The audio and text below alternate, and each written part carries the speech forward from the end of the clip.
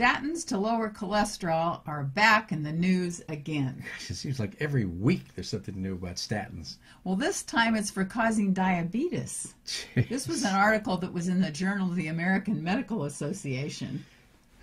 Statins are big business. There's no doubt about it. Of the top 5 selling drugs in the world, Lipitor and Crestor. Lipitor number 1, Crestor number 5. The billions of dollars that are sold on those 2 drugs are staggering. And the research that comes out that's put out by Big Pharma is equally staggering. They want healthy people to take these high doses of the statins. Exactly. They'd like to put it in the water. So everybody takes it because the more you sell, the more they make. And the way they present this article is enough to really send me off on a rant. Because what they do is they come out and they say, yes, we did a study and we're letting you know that there are going to be a few more cases of diabetes, type 2 diabetes, when you take statins for 5 years. Oh, yeah, but it's really worth it. Yeah, well, it's worth it because why? Because it prevents a lot of heart attacks from occurring. So would you trade in type 2 diabetes or a heart attack for the other way around? But I thought something like 80 people had to take a statin for 5 years in order to prevent 1 heart attack and not to even prevent 1 death. Yeah, that's true. So and it depends on the study you look at. This particular study showed that. The studies I've seen showed that 100 people have to take it for 5 years to prevent 1 heart attack and save no lives. What bothers me about this study is that there were about 32,000 people in the study, so it sounds like it's a big study and you can really trust it. And they put people in different groups, and they tried to see those that were on statins and those that weren't, and what happened over the 5-year period. So when you say they, you mean the pharmaceutical company? People that published the article, and almost certainly published by Big Pharma. There were 149 more cases of type 2 diabetes, and they acknowledged that and put it right out there for us to see. So yes, there's some integrity here. And then right in the next line they say, but there were 416 fewer cardiovascular events as well. Now they're focusing on the difference of those 2 factors, and you say, well, gee, we'd like to prevent 416 heart attacks, and if 150 people wind up with a little type 2 diabetes, maybe that's not so bad. But look at all the other side effects that are included in that as well.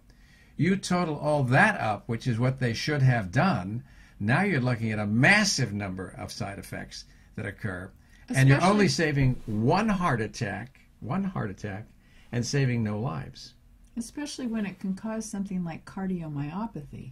Well, it can do that because it blocks the production of coenzyme Q10, which is a very important nutrient in our body that is critical for forming ATP, which is the gasoline of the cell. It's the energy currency of the body.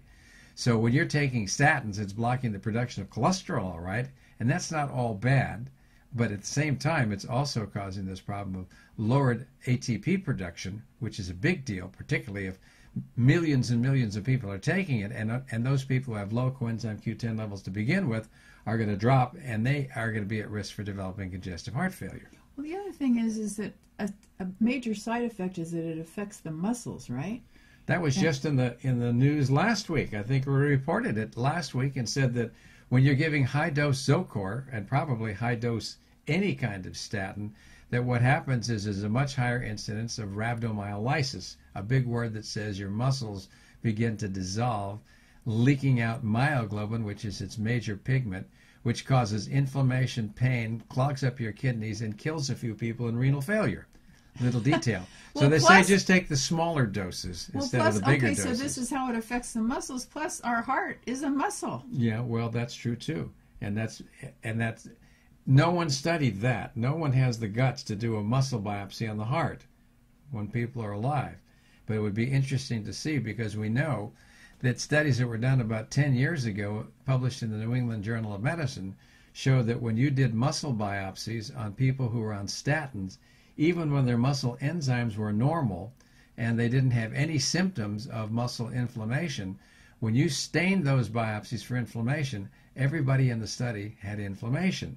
So it may not cause clinical symptoms, but you know at the deepest biochemical level that it's causing major problems that can be very significant, that can cause lots of chronic diseases, because inflammation is what does that. It seems also more and more lately we're hearing things about dementia. More and more people seem to be getting it. And this is another thing that can be a side effect from taking high-dose statins. Well, if you lower your cholesterol too much, that becomes a real issue in terms of senile dementia and Alzheimer's disease. So you don't want to be lowering cholesterol to very low levels, because you have to consider that the brain is 55% fat. And if we don't have enough cholesterol, we know that the incidence of Alzheimer's disease goes up. So you want to have high HDL, because that's an important factor there too. But that's a big deal. Plus, we know that it's not just dementia. You can get something called global amnesia from it. There have been a few reported cases of that. And what that means is that your memory disappears while you're on the statin. That's great. And that's a big deal. But fortunately, it's usually reversible. But these are things, and even though they're not common, that have to be taken into account when you're looking at millions and millions of people who are taking these drugs. Well, the other thing is we seem to be hearing more and more lately about neuropathies. You know, we like to talk about it because we have this near-infrared light that helps people that have diabetic neuropathy. But there are other causes of neuropathy besides diabetes and besides chemotherapy. Sure. And one of them is a side effect of taking statins. Right. And now, isn't that interesting that statins can cause diabetes, and diabetes causes neuropathy, and now we're finding that the statins can cause neuropathy. And neuropathy is nothing to kick around about, because literally your feet are numb, and they're very, very painful, and it can also happen to your hands. Yeah, it's a big deal, and the cases I've seen of statin neuropathy, some of them have been really hard to treat. Oh. It seems like drugs like Cipro, which is another example of a drug that can cause neuropathy. That's an antibiotic. Is an antibiotic, and there are other Luvox there are many of them that can do that, and Zyvox, I think, is what the drug is, and they're very difficult to treat sometimes. One of the patients that I had who had a severe peripheral neuropathy, we couldn't help using the infrared light, which is saying a lot. So to take these risks, when you're using a drug for primary prevention, which means you're trying to prevent something before it's happened in the first place.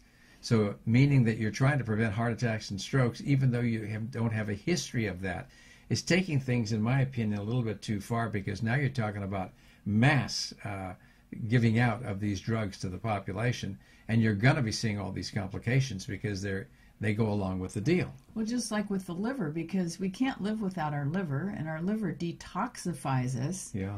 And so if you can get liver disease from this also, I mean, this is really a heavy burden to put on people that are healthy, that you're trying to prevent something. We forget that even though it's contraindicated to take a statin drug when you have a certain amount of liver disease, it should be banned in everybody probably who has liver disease, because what we do is we evaluate the height of the liver enzymes, and if they're 3 times above the normal range, which is pretty abnormal, then they say stop taking the statin, because you may be compromising liver function enough that you'll see clinical signs and symptoms of disease. But you have to keep in mind that you're causing problems to the liver, whether or not you're having clinical symptoms or not, because you know that it's causing inflammation in the liver, and to continue to use it and not know what the long-term side effects are going to be in terms of liver damage or any other problem that leads to chronic diseases is a big deal. So if you're a healthy person, celebrate and continue a healthy lifestyle, and don't be taking high-dose statin drugs that can make you sick. I mean, they might prevent you, possibly, if we're looking at the statistics in these studies, 1 out of 80 or 1 out of 100, that it might prevent a heart attack. But what are the statistics from exercise and a healthy diet and getting the stress out of your life and getting enough sleep? Yeah, well, see, these are the things that are wrong with the way we practice medicine today. And we're going to be talking more about that this week as well, later in the week, because we know for sure that lifestyle is your best medicine. And if you'll function that way, the chances of you getting to some kind of problem with your health go down dramatically. So I wouldn't be depending on drugs, particularly statin drugs, for primary prevention. I think for secondary prevention, you've already got a heart attack. Using them intelligently is a good thing to do. And we also know that you can change your genes with your lifestyle. So if you think you're predisposed to heart disease, and this is why you want to take the statins even though you're healthy, we already know with epigenetics that we can change our genes with a healthy lifestyle. Absolutely. Keep that in mind. Stay away from drugs if you can, and see if you can do a healthy lifestyle. Chances are you're going to do well.